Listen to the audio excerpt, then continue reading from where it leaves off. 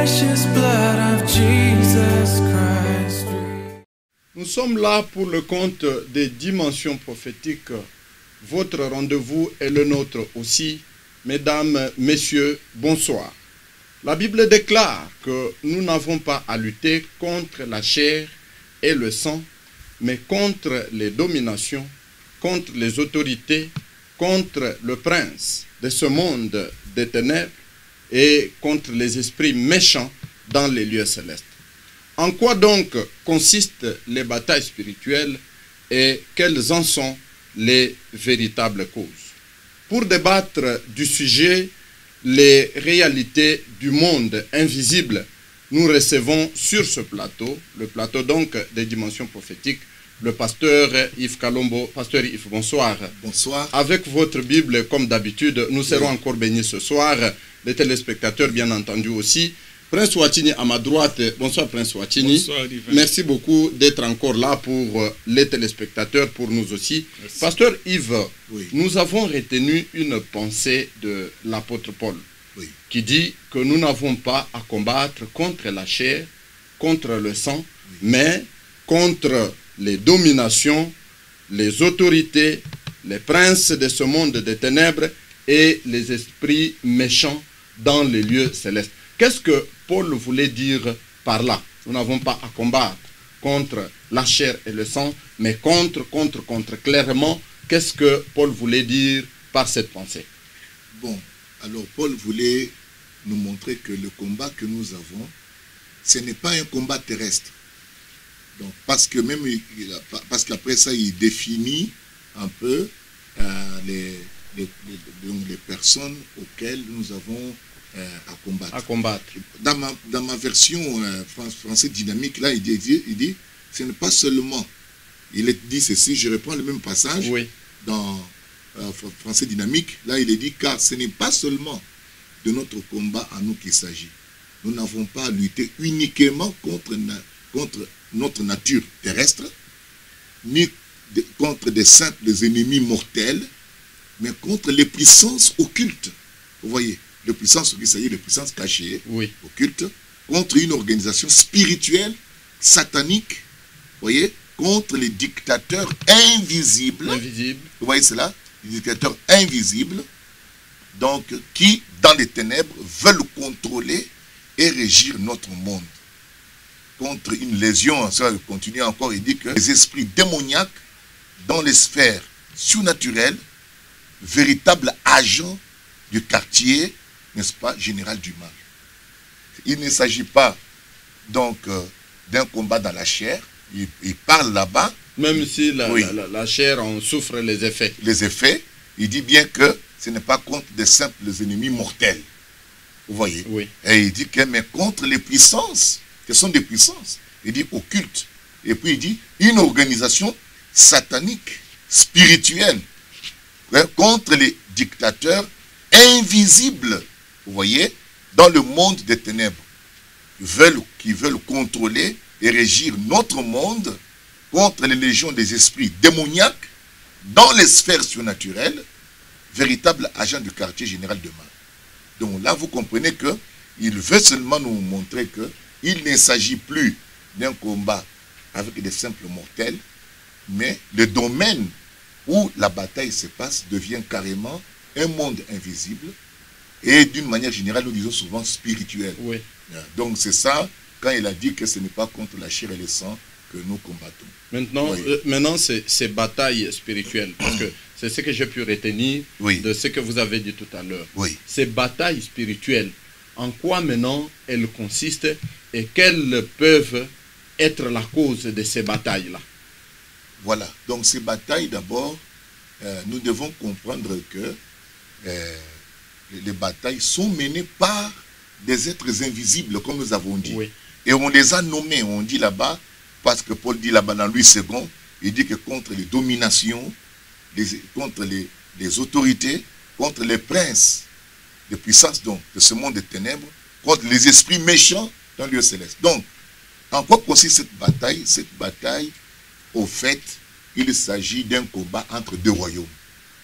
Il y a le royaume de Dieu, n'est-ce pas? Et puis, il y a le royaume de Satan. Et c'est lorsque Jésus est venu que vraiment il a mis en exergue, il a mis en évidence de deux royaumes, tels que les deux royaumes étaient en conflit sur la terre. Nous voyons là, parce que le fait que Jésus, quand il est venu, il a commencé à chasser les démons, cela nous a prouvé une réalité. C'est que nous sommes en présence de deux royaumes. De deux royaumes. Vous voyez. Donc c'est ce qui est la particularité de la venue du Sauveur, Jésus-Christ. Quand il est venu, on a commencé à comprendre. Par exemple, je vais lire un passage ici, dans Matthieu chapitre 12, au verset 24. Les pharisiens ayant entendu cela dire, cet homme ne chasse les démons que par Belzébul, prince des démons. Et comme Jésus connaissait leurs pensées, il leur dit, tout royaume divisé contre lui-même est dévasté, et toute ville ou maison divisée contre elle-même ne peut subsister. Alors il dit, si Satan chasse Satan, il est donc divisé contre lui-même. Comment donc son royaume subsistera-t-il? Et si moi je chasse les démons par Belzébul, vos fils, par qui les chassent-ils? C'est pourquoi ils seront eux-mêmes vos juges. Mais si c'est par l'Esprit de Dieu que je chasse les démons, le royaume de Dieu est donc venu vers vous. Et il dit, comme quelqu'un ne peut, ou comment quelqu'un peut-il entrer dans la maison d'un homme fort et piller ses biens sans avoir auparavant lié cet homme fort? Alors seulement, il pillera sa maison. Donc là, vous voyez, il dit, c'est celui qui n'est pas avec moi et contre moi, celui qui n'assemble pas, disperse. Donc nous voyons là, Jésus-Christ nous a amenés devant une réalité et il a parlé de deux royaumes, carrément. Parce que les pharisiens essayaient de l'accuser que non, il chasse les démons par Belzébul. Mais nous constatons que Jésus, directement, il prend la parole, il dit non. Si Satan chasse Satan, ça veut dire que son royaume est divisé. Il ne peut plus subsister. Donc, Jésus nous parle du royaume de Satan. Vous voyez? Et que Satan est là. Et que lui, il est venu justement. Et il dit, si lui, Jésus, il chasse les démons par l'Esprit de Dieu, il dit, c'est-à-dire, le royaume de Dieu est venu vers vous. Donc, nous sommes en présence de deux royaumes. En d'autres termes, les démons, ils font partie du royaume de Satan, qui est un royaume des ténèbres, des esprits, et Jésus-Christ, il représente le royaume de Dieu, et il est venu faire le bien. Par exemple, il chassait le mauvais esprit qui hantait cette personne, qui avait possédé cette personne, et si cette personne a été libérée. Donc, quand nous revenons maintenant dans Éphésiens, là on nous a dit, n'est-ce pas, que nous n'avons pas à combattre contre la chair et le sang, c'est ce que Jésus a montré, que cette personne, sa souffrance, était due à un esprit qui était derrière. Et ça, dans la théologie de ce temps-là, on ne le savait pas. Mais Jésus, quand il est venu, il a révélé cette vérité, montrant par là que si cette personne est dans cet état, c'est justement parce qu'il y avait des mauvais esprits qui étaient derrière, en train de faire souffrir cette personne de cette manière-là. Vous avez parlé de deux royaumes, avant que Prince ne prenne la parole. Oui. Vous avez parlé de deux royaumes. Le royaume de Dieu et le royaume de Satan. Oui. Est-ce que c'est la même chose que le royaume de bien et le royaume du mal?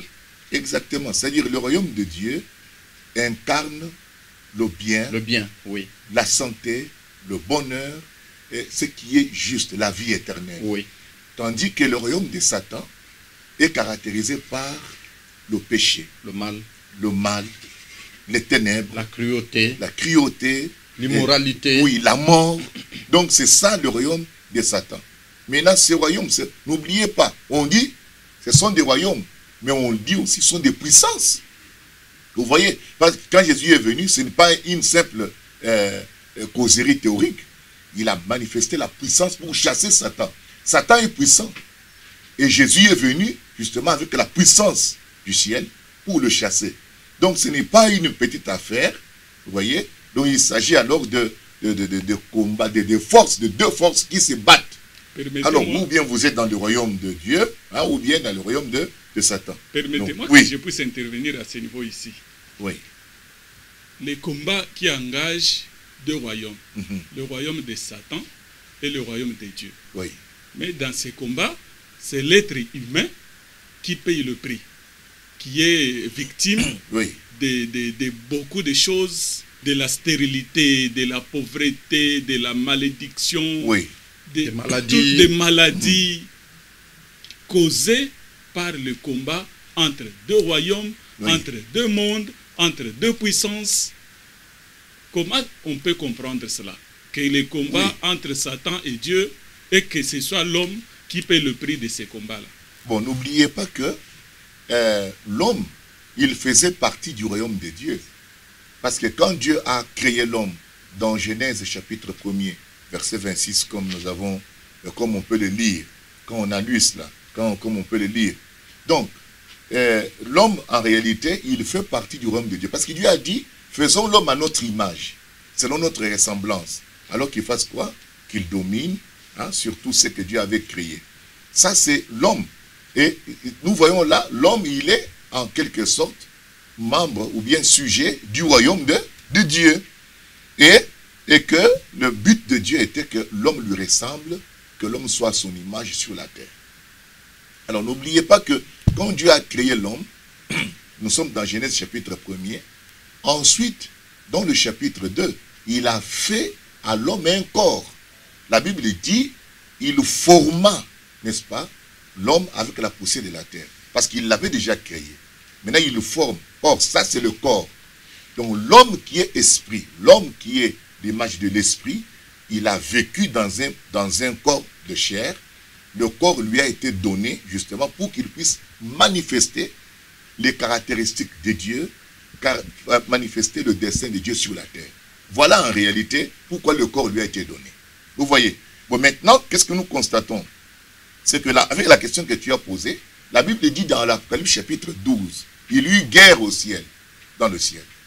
Michael et ses anges combattirent contre les dragons. Or, le dragon, c'est Satan. Et dragon aussi et ses anges combattirent contre Michael. Mais la Bible dit que, nous sommes dans l'Apocalypse 12, verset 7, il y eut guerre dans le ciel. Donc, en fait, la bataille n'a pas commencé sur la terre. La bataille a commencé au ciel, parce qu'on dit que c'est au ciel qu'il y a eu la guerre. Au ciel, pas sur la terre. Et on nous dit que Michel et ses anges combattirent contre les dragons, et les dragons et ses anges combattirent. Mais ils ne furent pas les plus forts, et leur place ne fut plus trouvée au ciel. Et que dit l'Écriture? Verset 9, et il fut précipité, le grand dragon, le serpent ancien, appelé, vous voyez, le diable et Satan, vous voyez, c'est lui qui séduit toute la terre. Il fut précipité sur la terre, et ses anges furent précipités avec lui. Vous voyez, et la Bible dit même que j'ai entendu dans le ciel une voix forte qui disait, maintenant le salut, n'est-ce pas, est arrivé, etc., etc. Mais plus loin on dira, malheur à la terre. Donc, le combat qui avait commencé au ciel, n'est-ce pas, se reflète maintenant. Et à ce temps-là, l'homme était déjà là. L'homme se trouve dans les jardins d'Éden. Vous voyez, il n'est pas au ciel, il est sur la terre. Et quand il est précipité sur la terre, l'homme est sur la terre. Vous comprenez maintenant? Et l'homme fait partie du royaume de Dieu. Automatiquement, Satan attaque l'homme. Il attaque l'homme parce que l'homme fait partie du royaume de Dieu. Il attaque l'homme. En attaquant l'homme, il attaque Dieu. Pour Satan, quand il attaque l'homme, il attaque Dieu parce que l'homme, il est à l'image de Dieu. Il le représente en quelque sorte. Ça ressemble à ce que l'homme soit maintenant un terrain de combat entre Dieu et Satan. Oui. C'est comme si c'est l'homme qui est devenu un ring en fait. Oui, donc nous allons bien expliciter, c'est-à-dire que l'homme est attaqué par Satan. Pourquoi? Parce que il fait partie d'abord du royaume de Dieu. Vous voyez. Et que l'homme, n'oubliez pas, l'homme a deux parties, comme nous avons dit. Il est d'abord esprit, et puis Dieu l'a mis dans une motte de terre, ce qui est la chair dans laquelle il vit. Vous voyez. N'oubliez pas que Satan, quand on l'a chassé, il est parti avec les anges. On dit que les anges qui étaient avec lui furent aussi précipités sur la terre. N'oubliez pas que ce sont des esprits. Vous voyez. Mais ici, vous avez l'homme. L'homme, il est en même temps esprit, mais en même temps, il est aussi chair. Il a un corps de chair. Et quand ils sont venus, ils ont attaqué l'homme. Maintenant, le problème, c'est quoi? Ils voulaient avoir la domination sur l'homme. En ayant la domination sur l'homme, il allait avoir la domination aussi sur la terre. Parce que l'homme était le Dieu de la terre. C'est lui qui gardait la terre. Et Satan va prendre le contrôle. Nous savons cela par le péché. Il va faire pécher l'homme. Et par là, il prend maintenant le contrôle. Or, le royaume de Satan, Satan n'a pas quelque chose de bien. La Bible définit la mission de Satan en quelques mots. Regardez, par exemple, dans Jean chapitre 10. Vous allez continuer, pasteur.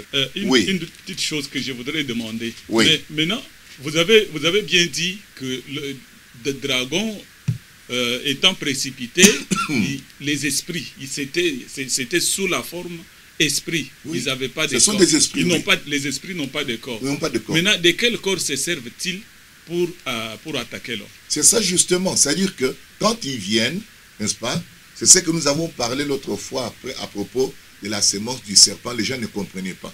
Le serpent n'était pas un reptile. Il s'est servi du corps du serpent.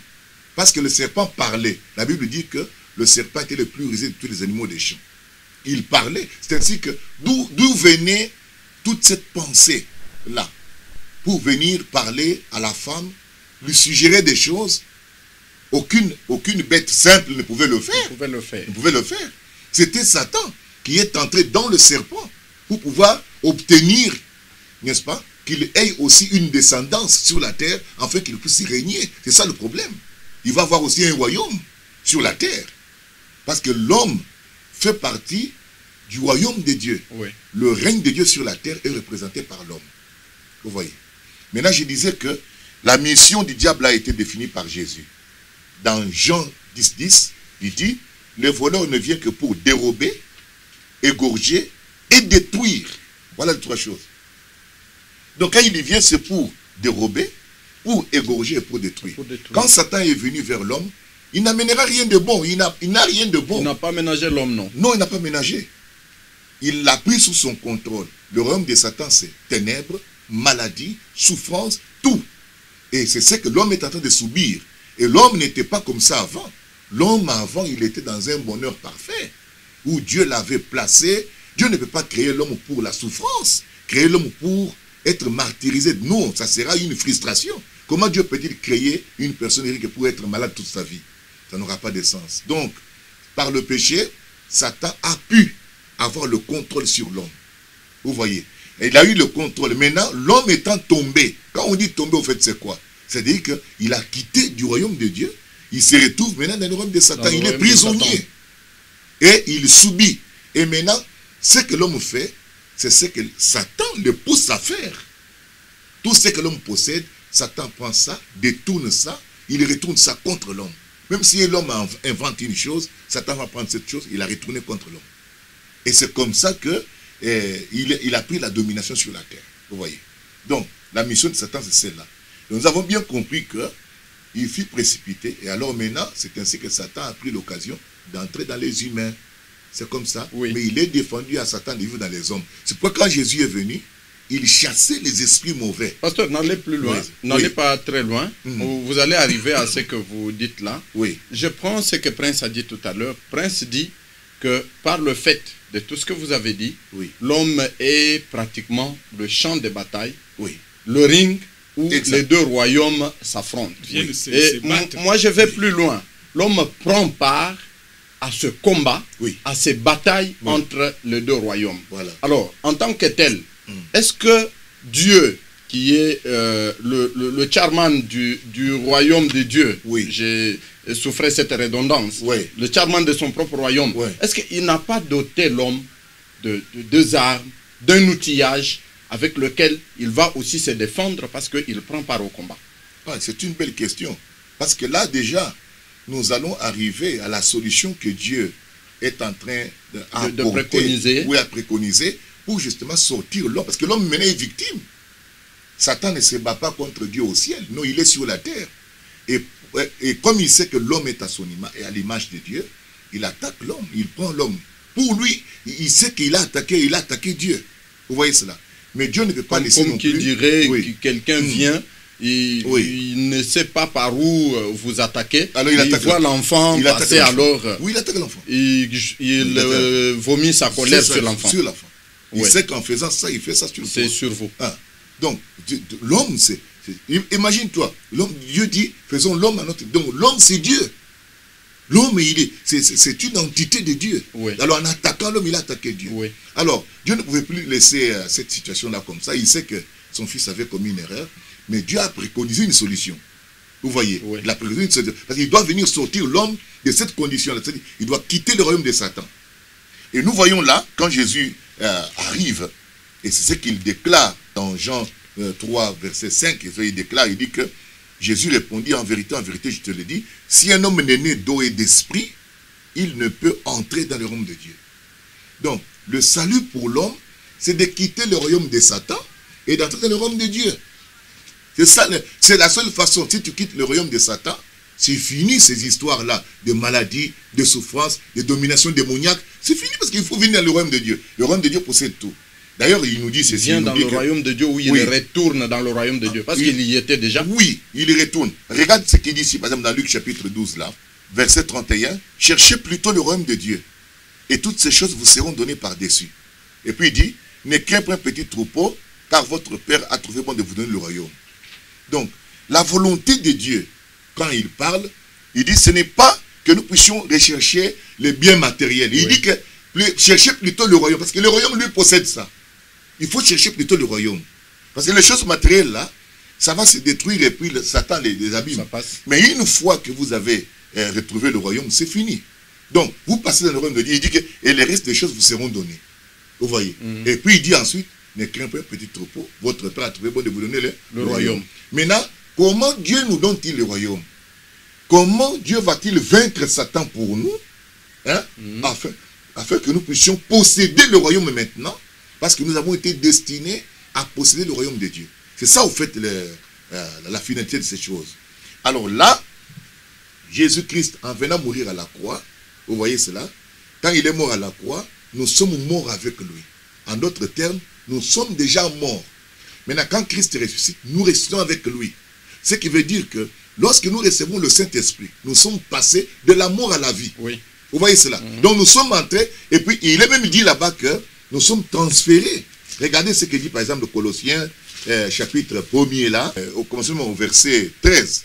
Il nous a délivrés de la puissance des ténèbres, vous voyez cela, et nous a transportés dans le royaume de son Fils. Vous voyez. Donc, la nouvelle naissance nous fait sortir des ténèbres du royaume de Satan, et nous entrons carrément dans le royaume de Dieu. Et ces choses sont spirituelles. C'est-à-dire que la nature satanique que l'homme avait avant sa conversion, cette nature satanique, vous voyez, meurt. Elle a été crucifiée, n'est-ce pas, lorsque Christ a été crucifié. Maintenant, l'homme reçoit une nouvelle nature par la nouvelle naissance. L'Écriture déclare dans 2 Corinthiens 5 que si quelqu'un est en Christ, il est une nouvelle créature. Donc, il a reçu une nouvelle nature. Automatiquement, Satan n'a plus de main mise sur toi. Vous voyez cela? Il n'a plus de main mise sur toi. Tu es né dans le royaume de Dieu. La vie qui était en Christ se trouve en toi. Donc, la nouvelle naissance, c'est vraiment la passerelle où tu commences une vie nouvelle avec Dieu, une nouvelle nature.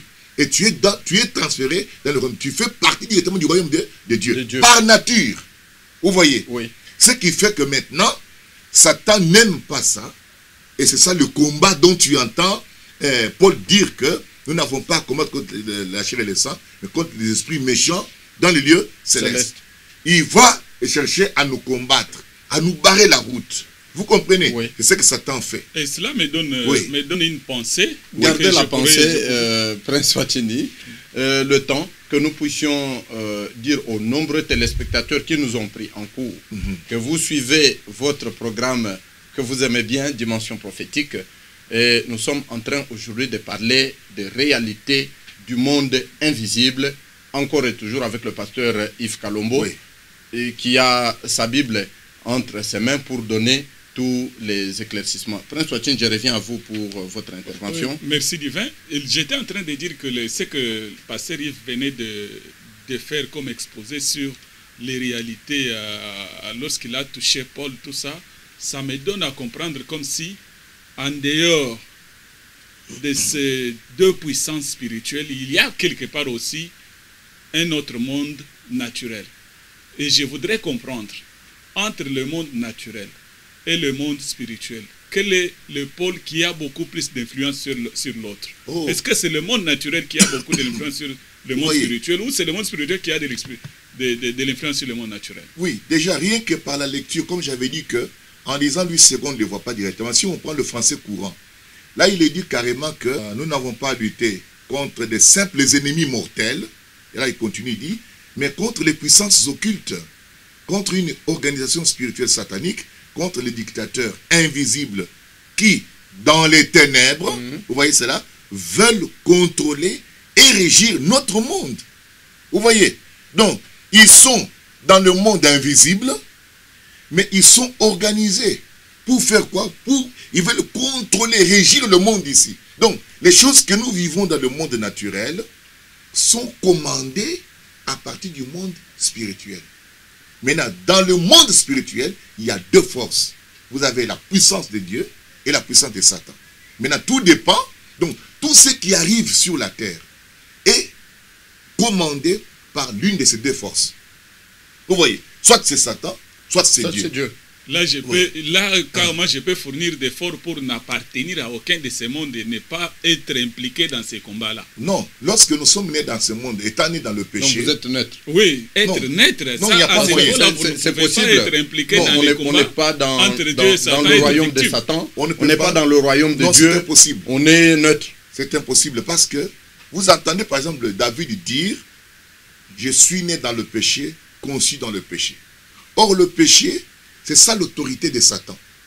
Vous voyez, c'est pourquoi Jésus, quand il vient, son combat, c'est d'abord écraser le péché qui est sur lequel repose l'autorité satanique. C'est ce que signifie le Fils de l'homme est paru pour détruire les œuvres du diable. Donc, quand il détruit cette autorité-là, c'est-à-dire il a expié le péché, c'est fini.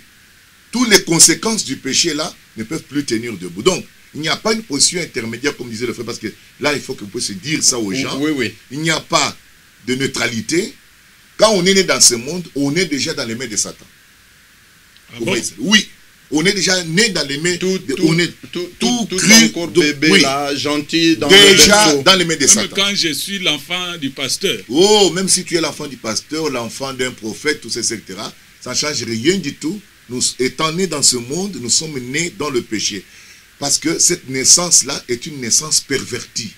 C'est pourquoi Dieu a instauré la nouvelle naissance. La nouvelle naissance vient pour justement corriger ce qu'a été l'ancienne naissance. Alors, par la nouvelle naissance, nous entrons maintenant dans les réalités spirituelles, n'est-ce pas, du royaume de Dieu. Vous voyez. Mais tandis que, étant nés dans ce monde ici, tout simplement comme ça, nous sommes nés dans le péché. Et ça, j'aimerais vous dire une chose, c'est que toute personne qui tente, n'est-ce pas, de faire du spiritualisme en étant encore pécheur, il sera initié dans le monde des ténèbres par le diable. Et nous sommes initiés dans le monde spirituel de Dieu par la nouvelle naissance. L'Esprit divin, qui est le Saint-Esprit, vient maintenant habiter en nous pour nous faire comprendre les réalités spirituelles. Il a dit que quand le Saint-Esprit viendra, il vous enseignera toutes choses. Vous voyez, c'est ainsi que vous voyez Paul a écrit toutes ces choses-là. C'est l'Esprit qui leur a enseigné que le combat que vous avez n'est pas un combat charnel. Alors, ceci est important. Pourquoi? Parce que nous devons faire comprendre aux gens que le combat, ce n'est pas contre mon frère, ce n'est pas contre ma soeur, ce n'est pas contre ma tante, ce n'est pas contre mon papa, ce n'est pas contre les voisins. Même si on vous dit clairement qu'il est sorcier, c'est lui qui vous envoie. Non. Le combat n'est pas contre cela. Le combat, c'est contre les esprits méchants qui sont dans le lieu céleste. C'est combat contre Satan. C'est Satan qui vient derrière. Comme nous l'avons dit là en Éden, là, il est venu derrière. Il était dans le serpent. Vous voyez, c'est que les gens ignorent. Il était dans le serpent.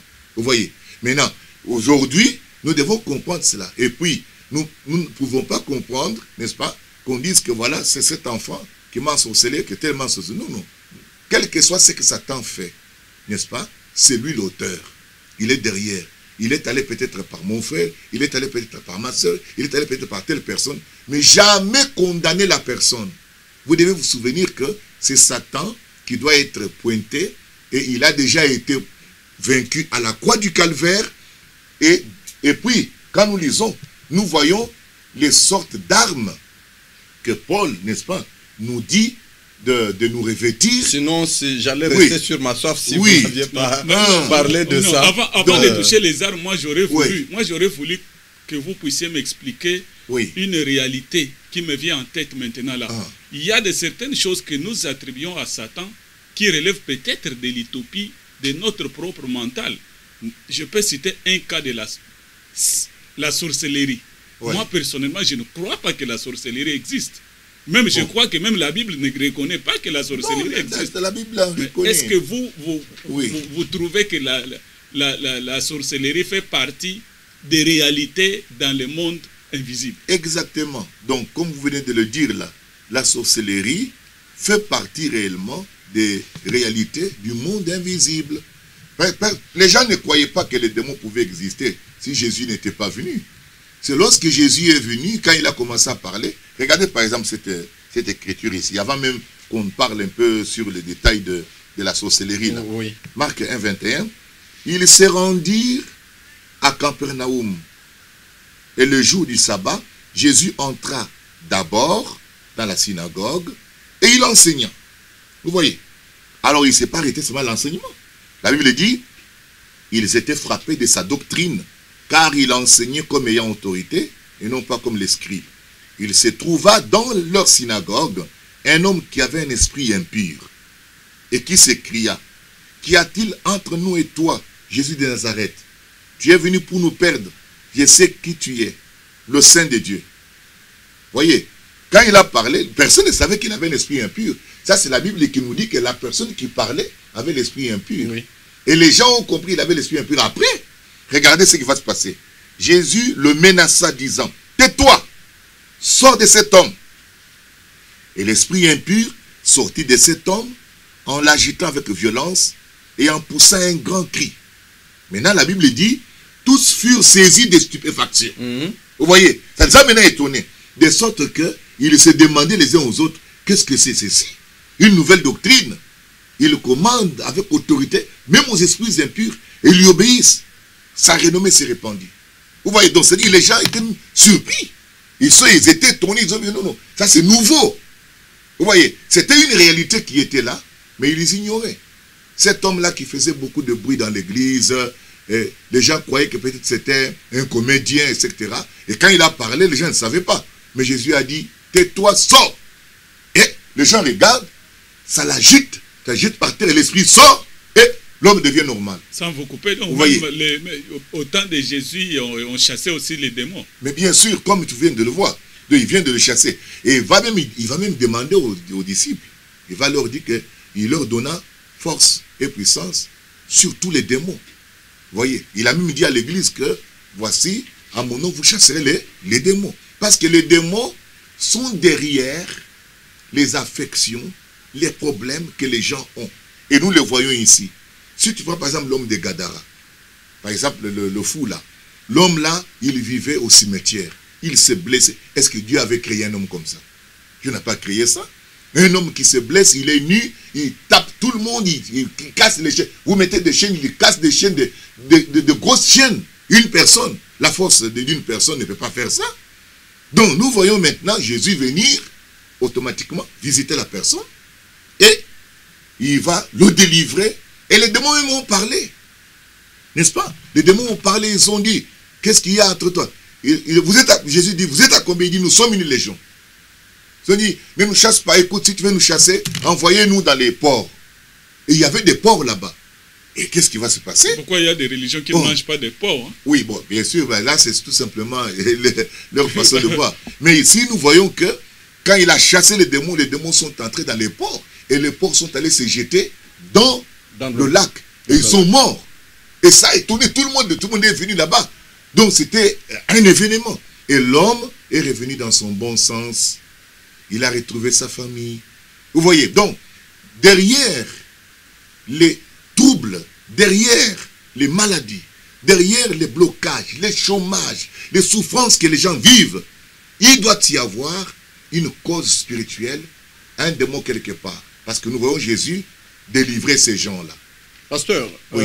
Vous avez dit tout à l'heure que derrière chaque affliction, oui. derrière chaque démon, oui. derrière chaque maladie, oui. il y a un démon, il y a une puissance, il y a une force spirituelle oui. qui est derrière cela.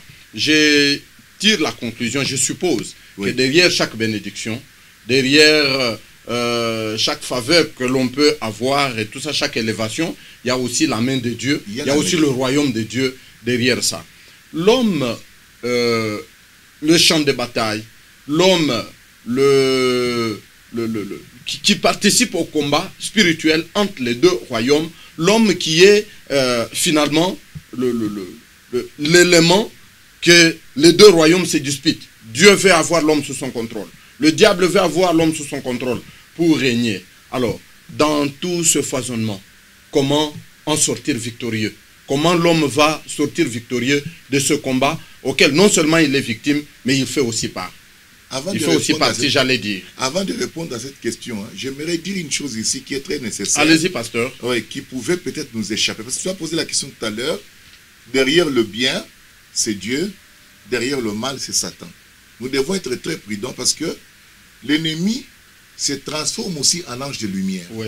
N'oubliez pas ça. Parce que même les armées de cette terre, de ce monde, quand ils se battent, des fois, il faut que vous ayez des espions qui prennent même les habits des autres, de l'autre armée, pour pouvoir justement se cacher, se camoufler et avoir les informations. Donc, cela est possible. Moi, j'ai dit que, donc, définir seulement que derrière tout bien, c'est Dieu, derrière tout bien, tout mal, c'est Satan, il faut faire attention. Parce que le diable donne aussi des biens aux gens. Vous voyez cela? Il y a des gens qui reçoivent des biens, mais ces biens-là sont envoûtés. Quand le Satan te donne l'argent, sache bien que c'est envoûté, c'est pour un temps. Après, vous aurez des problèmes. Mais ce que je veux dire, c'est que Dieu donne, il y a une bénédiction derrière. Là, c'est tout à fait différent. Vous voyez, c'est nécessaire de signaler cette chose-là. Oui. Très, très important. Parce que quelqu'un va penser que donc, comme il a son argent, Dieu est avec lui. Non, non, non. Non, non. Parce que le diable aussi donne ces choses-là, vous voyez, et il y a une malédiction derrière. Oui. La Bible dit que c'est la bénédiction de Dieu qui enrichit, au fait. Oui. Donc, c'est cela la chose la plus importante. Oui, allez-y maintenant, pasteur. Comment en sortir victorieux? Très rapidement, parce qu'on fait déjà 5 que nous sommes en train de Oui. faire à la fin. Et je voudrais, ça sera déjà directement Oui. le mot de la fin, que vous puissiez nommer les armes. Tout à l'heure, vous vouliez en parler, mais Oui. vous avez glissé vers quelque chose d'autre. Que vous puissiez nommer les armes et les expliquer. Parce que finalement, à vous entendre parler, pasteur, on est foutu. Si vous ne nous dites pas avec quoi on va combattre, alors c'est fini. On ne sait pas à quel sens c'est voué. Donc, la première chose, comme nous avons dit tout à l'heure, Jésus a déjà amené la victoire. La victoire a déjà été acquise en Jésus-Christ. Donc, Jésus-Christ a vaincu Satan. C'est terminé. C'est-à-dire que nous avons, par Jésus-Christ, la possibilité, n'est-ce pas, de naître de nouveau et d'entrer dans le royaume de Dieu. Une fois on est né de nouveau, on est déjà un victorieux. Parce que nous participons en quelque sorte à la victoire de Jésus-Christ. C'est Jésus qui a vaincu le diable. Ce n'est pas nous, c'est Jésus-Christ. Et nous sommes participants de cette victoire. Et par cette victoire, maintenant, Dieu nous arme. C'est ce que dit Paul là-bas, que nous devons nous armer pour résister pendant les jours mauvais. Tous les jours ne sont pas les mêmes. Le jour mauvais, c'est-à-dire les jours où le diable essaie de nous attaquer, essaie de venir contre nous, alors il nous a dit de porter les armes. Et quand on analyse ces armes, nous constatons que ces armes sont spirituelles. Peut-être qu'on reviendra parler beaucoup sur les armes. Sur les armes. Les armes, c'est nécessaire parce qu'on n'a pas vu, on n'a pas beaucoup de temps aujourd'hui. Mais les armes servent justement à nous défendre. Défendre, quoi ça? Défendre le salut que Dieu nous a donné, défendre la vie qu'il nous a donnée, défendre les bénédictions qu'il nous a données. Et là, nous avons besoin du Saint-Esprit. Et parmi ces armes, vous avez la vérité pour ceinture, vous avez l'épée de l'esprit, vous avez le bouclier de la foi, et vous avez les chaussures qui est les ailes de l'évangile, vous avez la prière. Donc et vous avez la parole de Dieu. Toutes ces choses-là, donc, constituent pour nous des armes. On nous dit bien, pour résister. C'est-à-dire que la victoire, nous l'avons déjà. Nous sommes déjà sauvés. Dieu nous a bénis. Mais nous devons résister. Est-ce que ces armes sont efficaces? Peut-être que vous allez répondre. Ces armes-là sont très, très efficaces. Oui. Parce que ce sont des armes spirituelles. Quand Dieu donne une arme, donc c'est une arme qui a été testée. Et il sait, n'est-ce pas, c'est que cette arme-là fera à l'ennemi. Je vous donne l'occasion de dire un dernier mot, mais en 1 minute. Oui, bon. Un dernier mot, nous allons dire ceci. La victoire sur Satan a déjà été acquise par le Seigneur Jésus-Christ. Et que nous sommes participants de cette victoire, n'est-ce pas, au travers de notre nouvelle naissance et de l'expérience du baptême du Saint-Esprit. Nous sommes alors, à ce moment-là, participants de cette victoire-là. Et le combat consiste maintenant à garder cette victoire, à garder les préacquis, ce que Dieu nous a donné au travers de Christ. Dieu nous a donné la vie éternelle, il nous a donné la santé éternelle, il nous a donné beaucoup de choses et nous devons résister à l'ennemi qui vient pour voler. La mission de l'ennemi, c'est venir voler, détruire, égorger. C'est ce qu'il fait toujours. Et nous devons lui résister avec une foi ferme. Voilà le peu qu'on pouvait partager. Que le Seigneur vous bénisse richement. Pasteur, les enfants de Dieu ont été bénis par ces éclaircissements. Nous vous disons donc merci d'avoir été de notre sur ce plateau. Merci. Merci également à Prince Swatini. Merci, moi, Divin. je ne fais pas de commentaires. Je me limite seulement à rappeler qu'aujourd'hui, nous avons parlé des réalités du monde invisible. Et le pasteur a été on ne peut plus clair. Le sujet est abondant. Je prends la liberté, au nom de tout le plateau, de vous promettre que nous allons revenir avec le même sujet lors de notre prochaine livraison. Vos réactions sont attendues sur le numéro de téléphone qui s'affiche au bas de votre écran, sur notre page Facebook, sur notre page YouTube. Réagissez et cela va nous permettre de choisir un angle dans lequel on pourra aborder le sujet lors de notre prochaine émission. Merci de votre fidélité à Dimension Prophétique. Que notre Dieu continue à vous bénir, vous tous, de partout dans le monde qui nous avez suivis. Nous prenons avec vous rendez-vous au prochain numéro. Bye bye. Merci. Et que Dieu vous bénisse.